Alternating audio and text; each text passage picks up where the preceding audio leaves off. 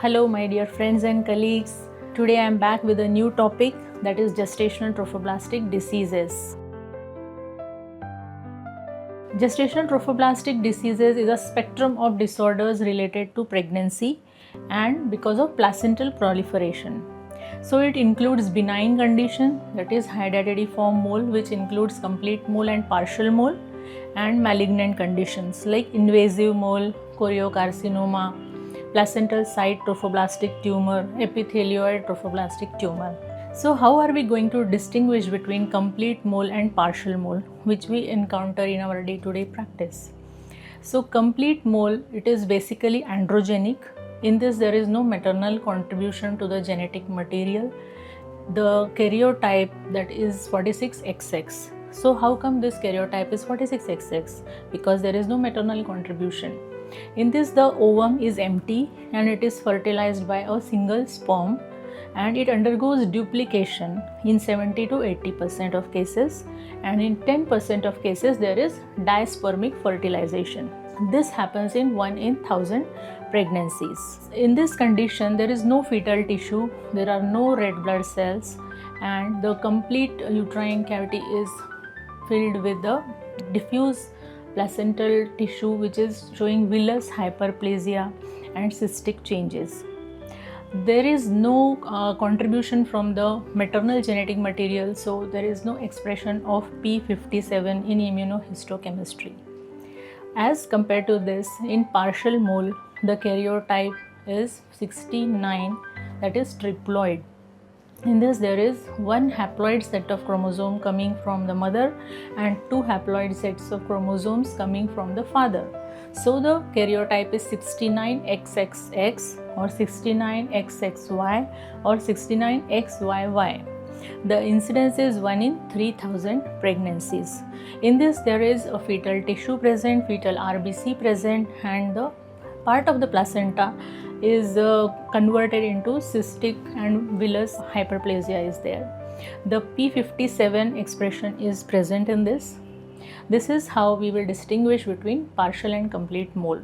The incidence of hydatidiform mole is 1 in 714 live births, which is more in Asian women, in women who are pregnant at extremes of age, as well as with previous history of molar pregnancy.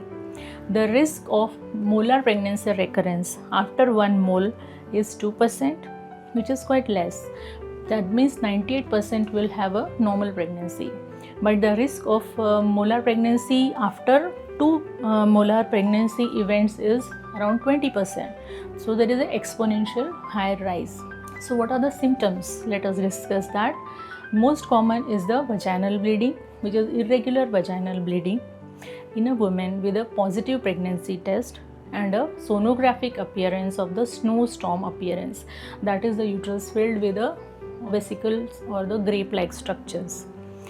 The other symptoms which are seen are hyperemesis gravidarum, excessive uterine enlargement because of uterine enlargement which is more than the period of gestational age, plus there is abdominal distension because of theca lutein cysts. These are the common symptoms. Now the signs are, there is rise in the blood pressure, so there is preeclampsia, there is hyperthyroidism, there is symptoms which may be related to the metastatic lesions like hemoptysis, or neurological features, that is seizures also can be seen, which is very rare. Then how are we going to diagnose? The diagnosis, if we consider beta HCG, it is rising by more than 2 multiples of median. But the diagnosis is by ultrasound, which shows in complete mole the whole uterus filled with the cystic spaces because of villus hypertrophy. This is known as snowstorm appearance. And in partial mole there is a fetal tissue as well as part of the placenta is undergoes these changes, and more so there is a ratio of the transverse diameter to the anteroposterior diameter which is more than 1.5. This suggests that it is a partial molar pregnancy. The definitive diagnosis is by histopathology. Now we have discussed how we will diagnose this, now how we are going to treat it. So the treatment is the suction evacuation. It is done under local anesthesia or general anesthesia, we have to keep hemoglobin, full blood count, blood group and save we have to do. And for this cervical preparation can be done for not long, like 6 to 12 hours, just 1 to 2 hours before the procedure. Vaginal prostaglandins can be inserted. Use of oxytocin during suction evacuation is contraindicated before the completion of procedure, because if we start oxytocin, it will cause the uterus to contract and there can be embolic event. This tissue can undergo embolism. The post-op management, the routine antibiotics are given, and if there is torrential bleeding, we can consider using oxytocin. After suction evacuation, we have to do a follow-up. Before that, I just want to tell that complete mole, the treatment is suction evacuation, and for partial mole till 15 weeks the method is suction evacuation. But after 15 weeks in partial mole, medical management is needed because the size of the fetus may deter the suction evacuation. After suction evacuation, we have to monitor the patient by doing beta HCG 2 weekly. We will do till 2 months, that is 56 days or 8 weeks. And if it comes to normal, then we have to continue this monitoring till 6 months from the date of evacuation.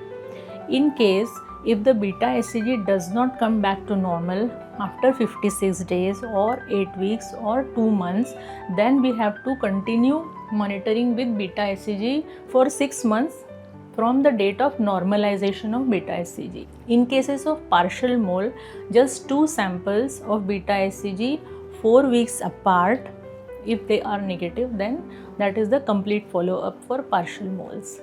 There is a scoring system for chemotherapy. As complete moles, they need chemotherapy in around 15% of cases, and partial moles, they need chemotherapy in 0.5 to 1% of cases. So the FIGO has given a scoring system. The scoring system is 0, 1, 2 and 4. There is no 3, and there are various factors which we will discuss one by one, and I will show you in the chart. The chart says that if the age is less than 40, then the score is 0. If the age is more than 40, the score is 1. If the previous pregnancy is a molar pregnancy, the score is 0. If it is a miscarriage, score is 1. And if it is a term pregnancy, the score is 2. If the interval between the pregnancy and the starting of the treatment is less than 4 months, is score 0, 4 to 7 is 1, 7 to 13 is 2, and more than 13 months is 4. Initial beta HCG 10 raised to the power 3 is score 0, 3 to 4 is score 1, 4 to 5 is 2, and more than 10 raised to 5 is score 4. The size of the tumor less than 3 centimeters is score 0, 3 to 5 is score 1, more than 5 is score 2. The type of metastasis. The metastasis in the lung is considered as score 0, spleen and kidney as score 1, GI tract as score 2, liver and brain, which are the vital organs, it is the score 4. And then the number of metastasis, 1 to 4 is score 1, 5 to 8 is 2, and more than 8 is 4. Previous chemotherapy, if taken, is considered as score 2, and if it is multi-agent chemotherapy, then it is score 4.